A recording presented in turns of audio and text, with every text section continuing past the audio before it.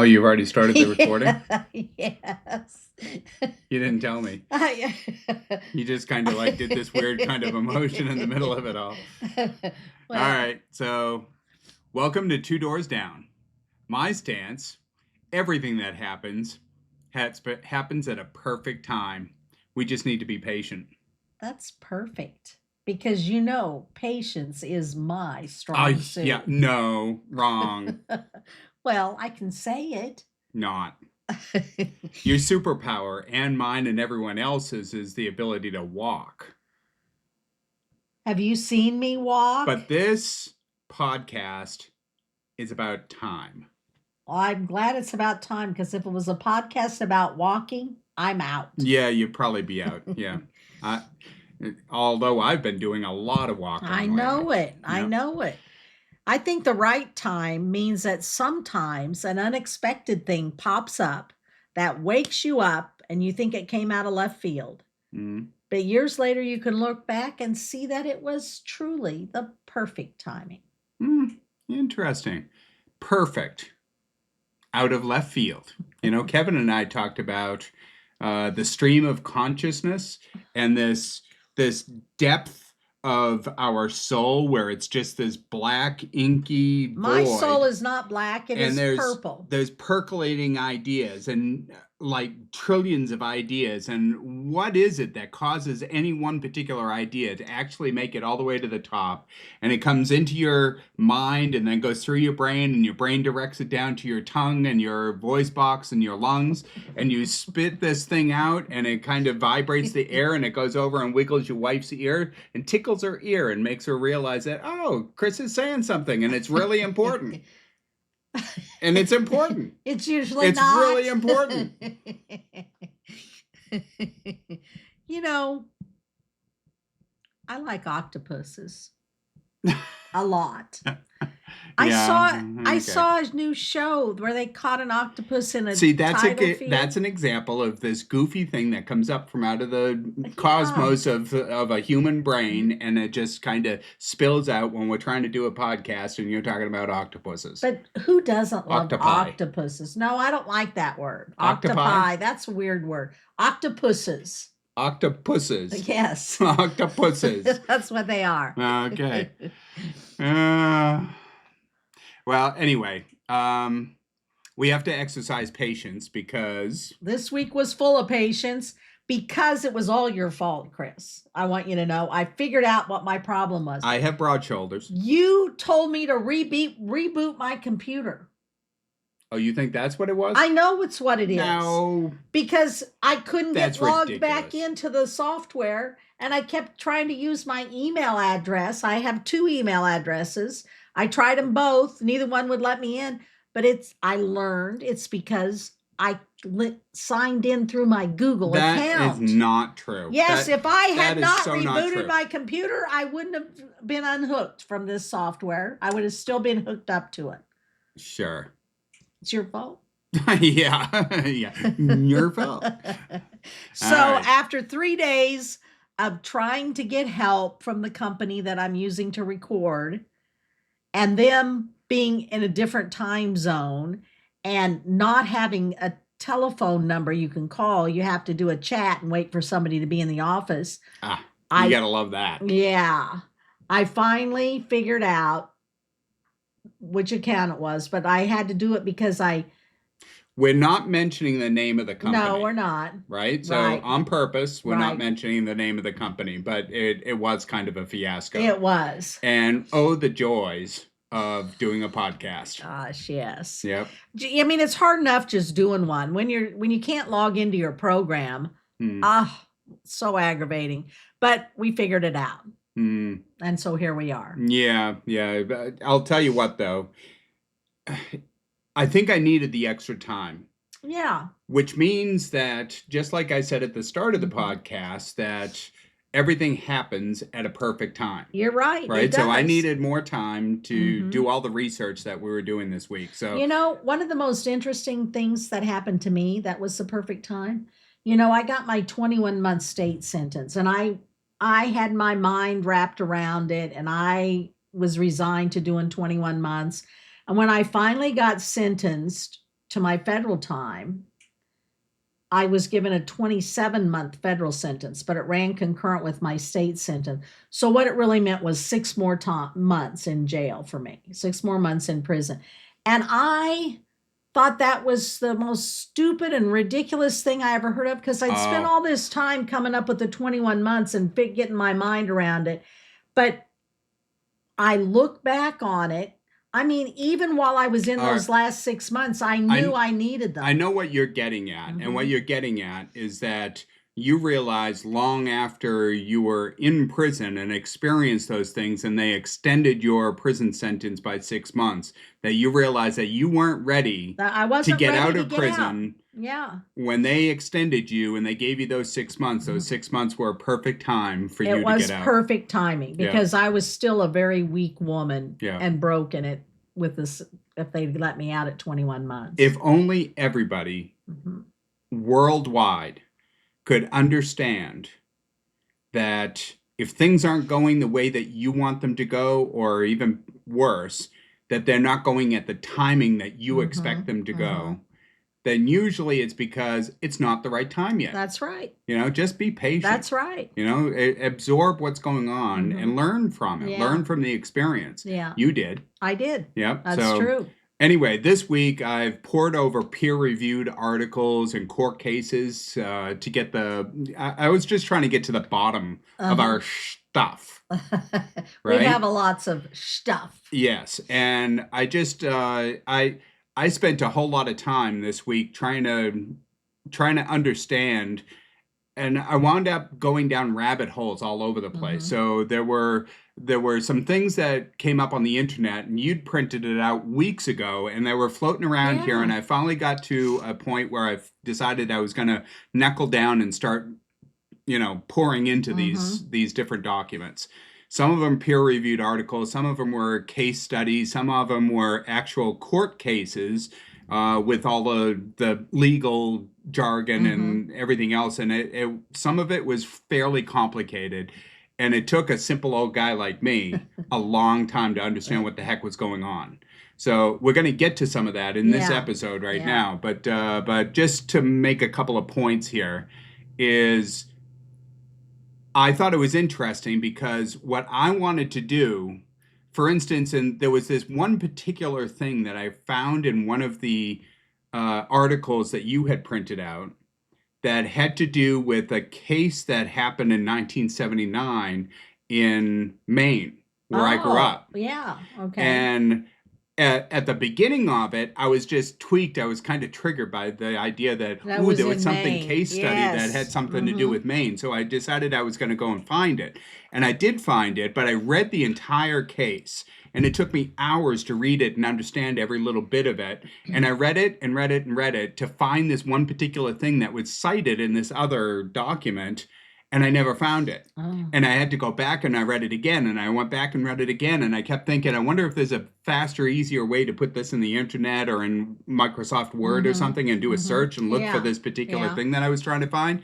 I never did find it. But then I found out that there were actually 2 cases that it was citing. It was citing the main case, and then there was another case that was next to it. And the other case, I wound up going and finding that one, and I took hours to read that one as well. But I did find it.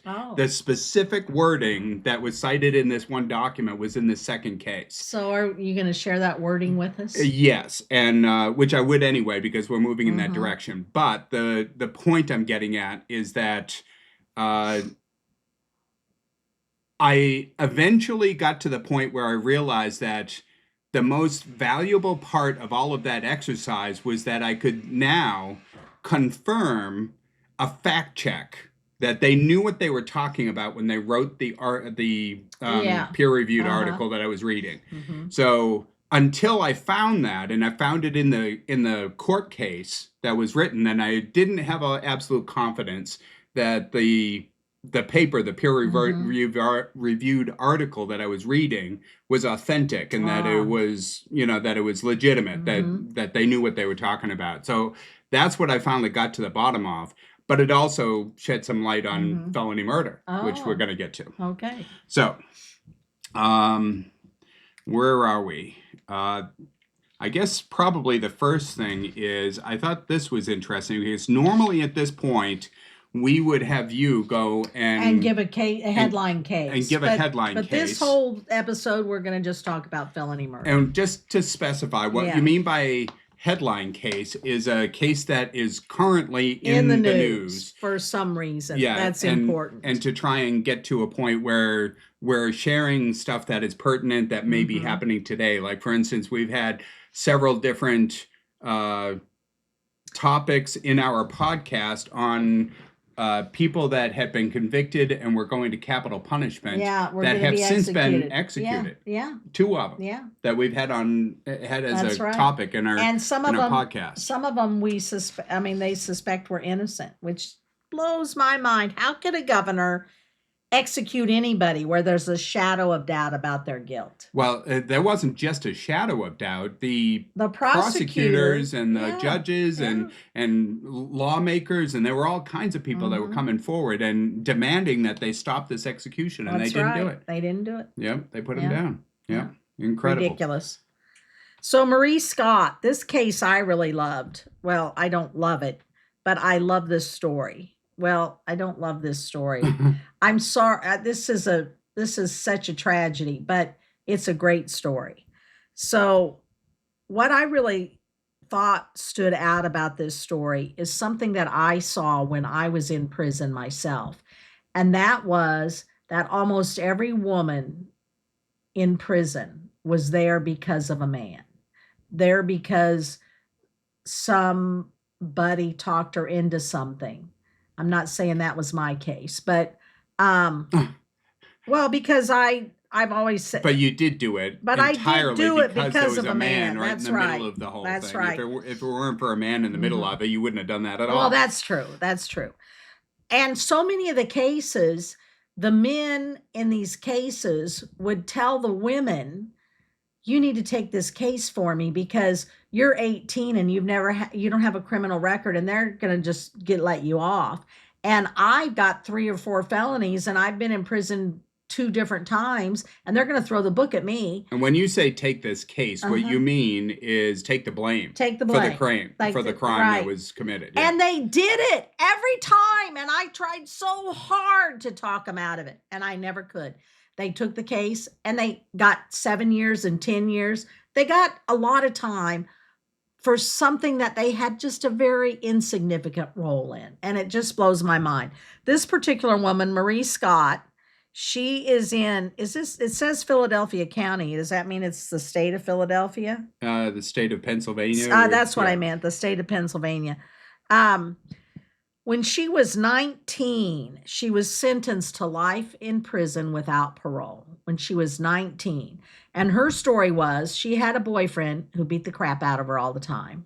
And she was terrified of him. And she did everything he told her to do because she'd pay the price physically if she didn't. And he wanted her to drive this car and be a lookout when he was going to go rob a gas station. And he ended up killing the person in the gas station, the station attendant. Mm-hmm. And so Marie was charged with felony murder and given life in prison without parole. She didn't want to be there. She didn't even want to be with this man. He beat her up all the time. He tortured her. He tormented her, but she couldn't get away. So she got life without parole, and she's now 67 years old, the same age as I am. So from the age of 19, where you're just a teenager, you haven't even percolated yet. The idea of consequences is not solidified in your mind, in your soul at 19 years old. They've proven that it doesn't really solidify until you're like 23 or 25 or something like that. So she's 19 years old. She's obviously made the poor decision of hanging out with the particular guy that goes in and commits a murder, comes back out, and now she's hung for felony murder. And, her boyfriend gave her a bunch of pills to take before, so she wasn't even in her right mind. But anyway, what's really fascinating about this story is that in her 47 years of incarceration, she completed paralegal training, earned her associate degree in sociology, authored a bill calling on state agency to study the needs of children with incarcerated parents. And she's a petitioner in a case challenging Pennsylvania's mandatory life without parole sentences for felony murder. She's amazing. So she's doing a lot of stuff. She's the editor of a newsletter for children with incarcerated parents. So clearly she had potential. She had potential, and she could make such a difference in this community if she was out of prison too, because so many people need what she's doing. Which, by the way, you're doing all this stuff. Yes. Maybe not that particular stuff, but you're doing a lot of stuff. And I think that's it's interesting that that people with really high potentials, you now have 2 master's degree and you're a published author and a bunch of other stuff, and obviously an advocate for ending felony murder. But I thought this was interesting because this is relative to so this little paragraph. Oh, by the way, this is felony murder and on-ramp for extreme sentencing. And so that this is the article put out by the Sentencing Project that Toby printed out, and then I've been studying. And so on the page before that article with Marie Scott, this little paragraph has to do with women. 72% of women, but only 55% of men serving a life sentence for felony murder in California were not the perpetrators of the homicide. Yeah, 72%. I thought this was interesting. I even highlighted that. You want to read that? It says, the California Coalition for Women Prisoners reports that the majority of their members convicted of felony murder were accomplices navigating intimate partner violence at the time of the offense and were criminalized for acts of survival. Wow, is that powerful? So they're just trying to survive in a difficult situation. And some guy is overpowering them and beating them up and you know, just treating them really poorly, and they're on drugs and the girl's on drugs and everybody's all messed up, and then the guy goes and kills somebody and they wind up doing a life sentence. I mean, ridiculous. It's messed up. It really is. And that's one of the issues too with well, that's a mandatory rule in Pennsylvania, that it's life without parole for felony murder. Mandatory sentences are absurd.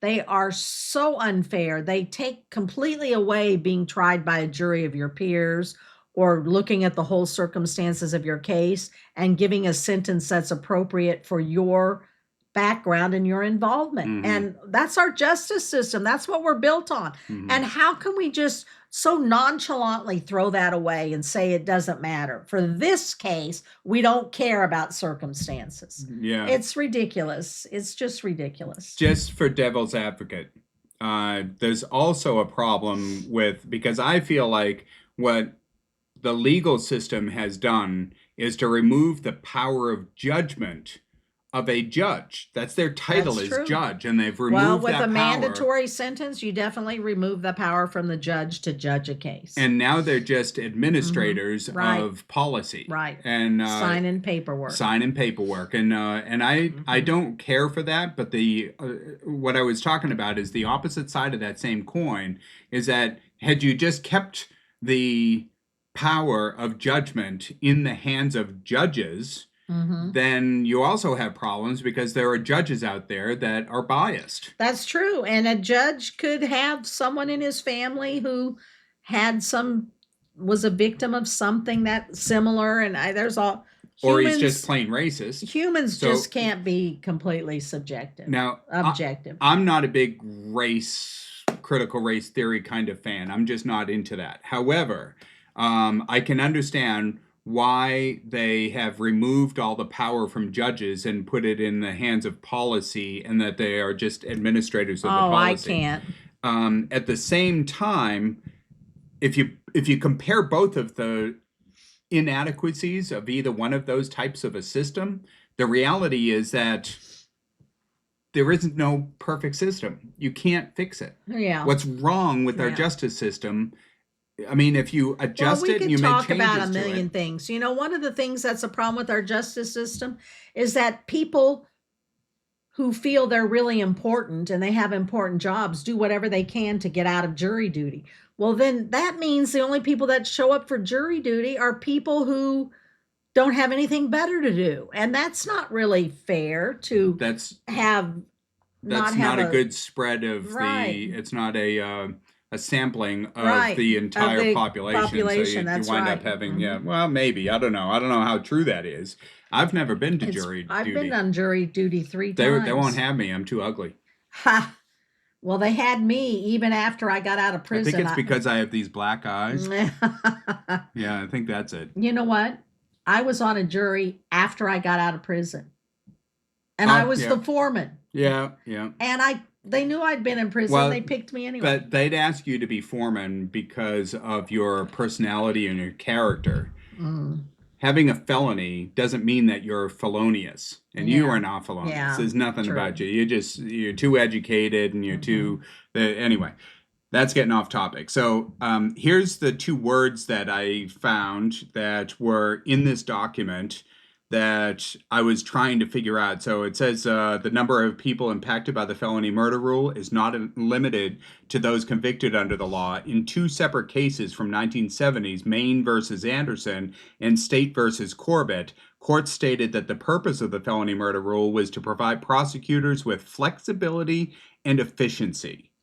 Flexibility and efficiency were in quotes. In obtaining plea deals. And what that means is there is no negotiating a felony murder charge. If you're guilty of felony murder, you got a big old prison sentence to do. And so they can dangle that over the head of someone that they think they maybe don't have a really strong case for and offer them a plea in return for taking felony murder off the table. And people go for it because if you go to trial for felony murder and you're found guilty, you might end up doing life in prison. So the point is that felony murder is not just something that people that are convicted of felony murder have to deal with, but the people that are not convicted of felony murder also have to deal with it, because when they go before a judge, when they go before a prosecutor, when they are facing charges, then the prosecutors almost always will come and say, look, we're going to give you this plea deal and we're going to put you away for 10 years or 20 years or whatever it is. And if you don't take the plea deal, then we're going to charge you with felony murder.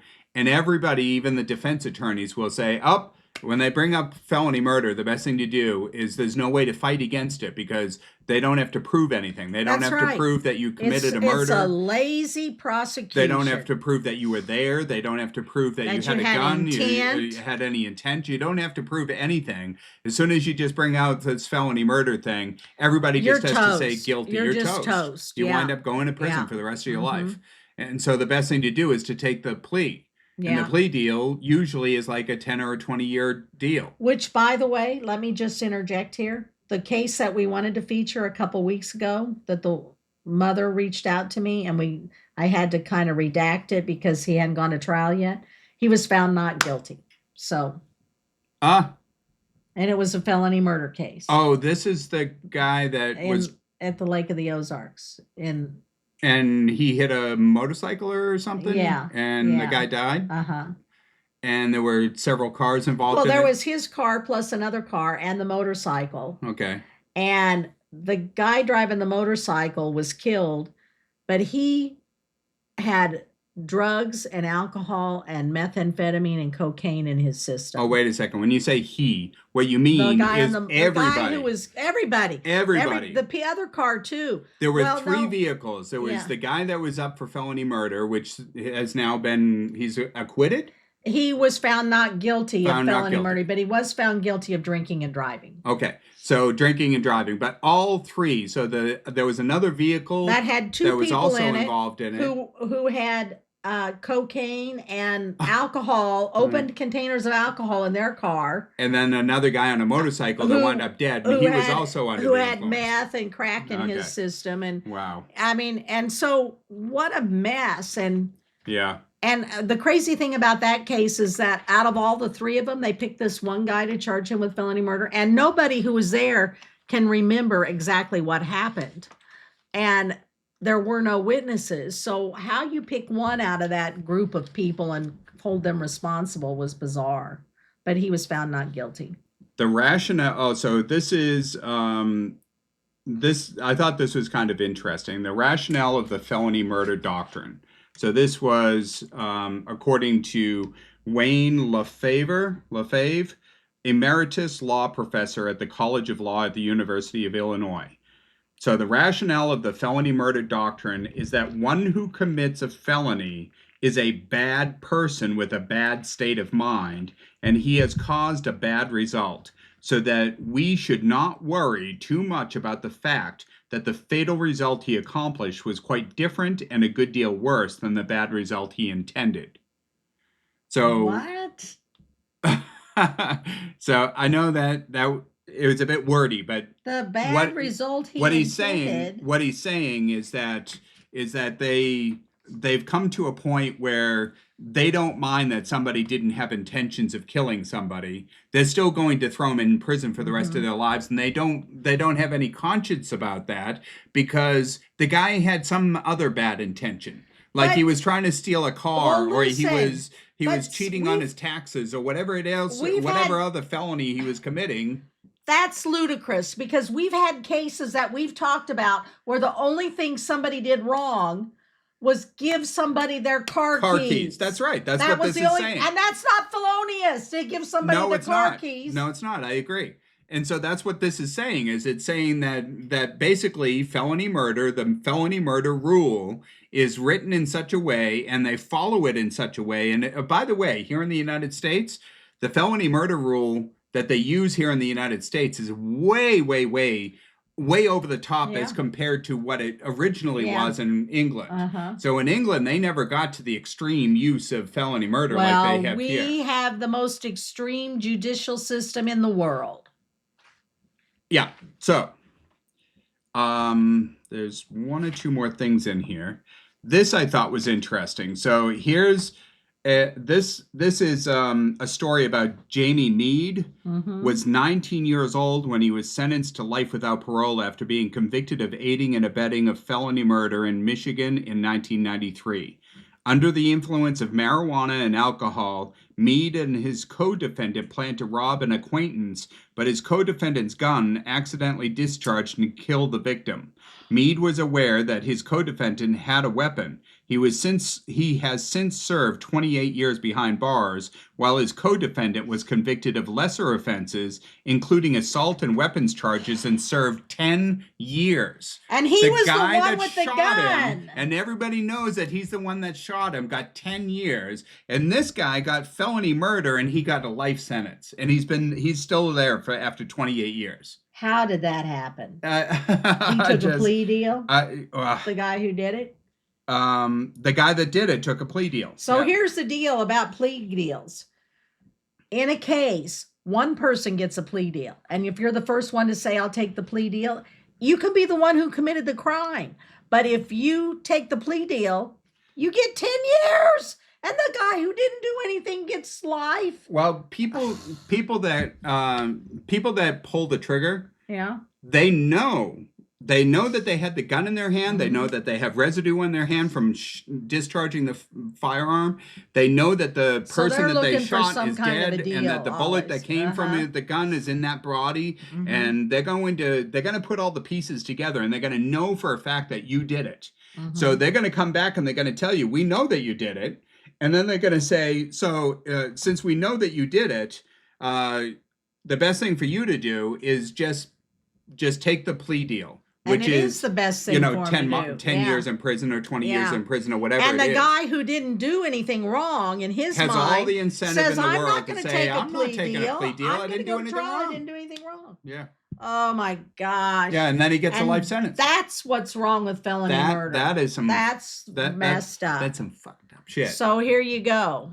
All right. So but we're not there yet. There's a couple of things here that it would be perfect to put in right now. Oh yeah. Yes, it would. All right. So felony. So here's the other article, and this is another 40-page document. This is by Mitchell Hamlin Law Review. And when we need someone to blame officer suicide, justice, and the felony murder rule in the Casey White case. So we've talked about Casey White a number of times. Last episode, and a bunch of other episodes as well. But the reason that he's so important and he keeps taking a prominent position in our podcast is because Casey White, although I don't care for the guy and I don't think that he has any, as an individual, as a human being, he doesn't have any role that I think is all that, it's not a superlative. It's really a diminished role. But his case being written up this way and being pushed through to the legal system is now challenging the felony murder rule. And that makes this case absolutely critical. Right? So that's a really important part of this whole thing. So I highlighted a couple of things in here, and I just thought this was interesting. This is history of the felony murder rule. Oh, okay. So for starters, it started around the 1200s in England, and it took them like 400 years to get to a point where they talked about it. There's so many different historical records where they it felony murder. No, of course not. Do you know what they called it? Does it say in there? It doesn't say in here, but not in specific terms. But for instance, there was this Lord Coke, spelled just like Diet Coke.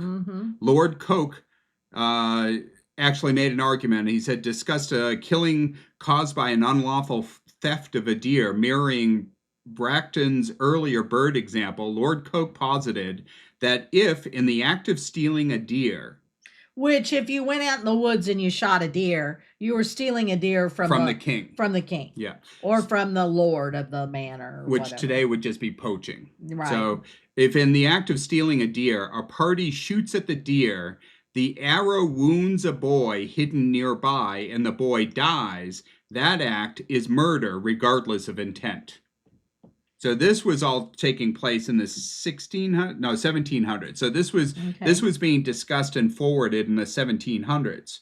It wasn't until 1957 that the Homicide Act of 1957 officially abolished the English felony murder rule. So in 1950, what else happened in 1957? I was born.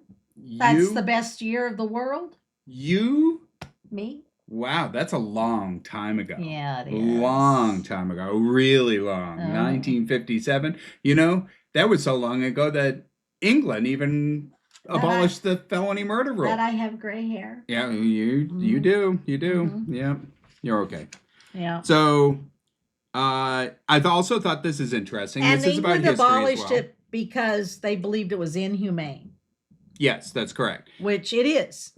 And it took them 500 years to get there, but they finally realized 67 years that later, which I know how many years that is because I know how old I am. That's correct. 67 years later, the United States, who's supposed to be the role model for the world, is still clinging on to this inhumane law, and not only clinging on to it, but growing it and watering it and letting it seed and sprout and get all kinds of new vines. It's ridiculous. Ridiculous. Those trees. They're not trees.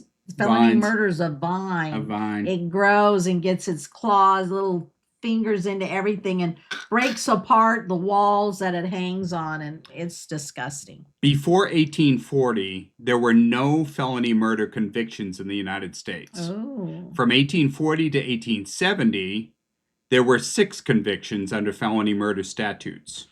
From 1871 to 1880, there were 7 convictions under such statutes. So it took them 30 years they had 6, and then in 9 years they had 7. Ooh, we're gaining speed here. We're putting together steam. Yep. And then in the 1880s brought an increase totaling 15 convictions under felony murder statutes.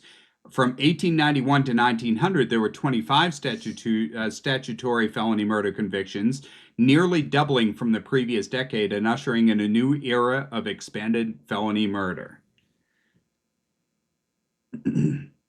Oh, and this is something else, is what wound up happening here in the United States. not only is felony murder this concept where all a person has to do is be committing or being participating or even just remotely associated with a felony. And meanwhile, something else happens where somebody dies. And then this person that was involved in a felony somehow is now culpable of the murder that happened over there. Even if they weren't involved in it, they don't even have to be in the same room. They could have just lent the keys to somebody and now they're guilty of felony murder. But what happened is with felony murder, that was a way to bring people to a more severe form of punishment for just making a bad choice of you're only as good as the company you keep. Right. So that's what that happened. But over the course of time, they lowered the standards that qualify a crime as a felony. So there was a time when murder was a felony and nothing else was. Right. And then they got it so that murder and robbery was a felony. And then they got it to, and eventually they kept lowering that bar and lowering that bar. And now we have all kinds of things that used to be, just a few years ago, used to be misdemeanors. But misdemeanors don't qualify as a felony. And so when you're going after somebody for felony murder, it didn't qualify them. Nowadays, there's all kinds of things that they qualify as felonies, and so therefore, if anybody happens to die anywhere within earshot of somebody that's committing a felony, you throw felony murder on them, and send them to prison for the rest of their lives. That's ridiculous. Yeah, So does it say how many felony murders in current day that we have convictions of? Have you read that? There's a lot of that stuff in here already, which has to do with all the let's see, it was. I didn't highlight them because so we'll talk about that. We'll talk about it on a different. But it's amazing how there. many felony murders. Yeah, it is there. There's a bunch of stuff there, but all right. Now I think we should probably let's try to get to the bottom here. So, I wanted to point out that felony murder. Specifically ending felony murder, which is what I'm about, right? What we're about and what this podcast is about. I wanted to make note that all the social justice warriors that are out there that are left-leaning and that they have their own ways of, let's just love everybody and let's throw flowers everywhere. That's not us. That's not me anyway. And the point I'm getting at is that I don't believe that felony murder is a Democrat or a Republican. It's not liberal or conservative as far as issues go. It's just wrong. It's across the board. Right. It's across the board wrong. And I just thought this was kind of interesting because this is from a book called Understanding Mass Incarceration by James Kilgore. And I found this. It just kind of popped out at me. So former Senator Newt Gingrich, who also happened to be the Speaker of the House back in I remember his name. Bill Clinton's time back in the 90s. I'm just going to ad-lib here. Is basically he said that he was in favor of limiting the financial support for the war on drugs and mass incarceration and building more and more prisons and all that kind of stuff. He was against that. And I think that that's kind of interesting. It's a bit telling that not just because you're a Donald Trump fan that you're in favor of mass incarceration or, I know that he's big on law and order and I'm big on law and order. I am. But felony murder, I don't care what anybody says. It's wrong. You can't make it right. You can't make it right. There's no way to color it in a way that's going to make it right. Can't. And that's what England came to. They came to the conclusion and they got rid of it. Yeah. So all of us need to get rid of it. I agree. It needs to be gone. I agree. All right. You know what the right time is to fix felony murder? Right fucking now. Yeah, that's true. Right now. That's true. And we're too late. Doing it now, we're too late. Yeah. All the lives that have been ruined because of it. Yep, absolutely. Yeah. This entire episode we dedicate to John Maynard. Yes, we do. And now it's time to draw a card from our basket. Hold your basket up so people can see we really do have a basket. Really have a basket. And it really has a bunch of cards in it. A bunch of cards in there. these are sort of cards, but those are the blank cards. Yeah. So here's a bunch of cards. We're gonna. You still can't see it. There. Now you can see it. There you go. Now you can see it. So what have you got? Turn it up. Can you read it? I think it says atomic clock. It's upside down. It's upside down. It's atomic clock. Atomic clock. Atomic clock. Are you excited about that one? Yes, I'm excited about that one. I don't even know what it is. Toby, our podcast is about time. I know. And we're dedicated to ending felony murder. Yes. And atomic clocks have every reason in the world to be right in the center of all this, and we're going to explain it on our next episode. But isn't atomics bombs? Not if it's a clock, except for maybe a tick. Maybe they had a ticking clock that was in the bomb. No, I think that's different. Okay. We'll get to the bottom of this next week. I'm glad. I don't atomic know clock. It is. And Toby is super thrilled. Look, atomic clock. She's now look at a big smile on her face. She's really happy about atomic clock. Okay, well, put that in the desk. Okay. So there's a Chinese proverb that says the right time to plant a tree was 20 years ago. And that means the second best time to end felony murder is now. Right now. Yeah, right now.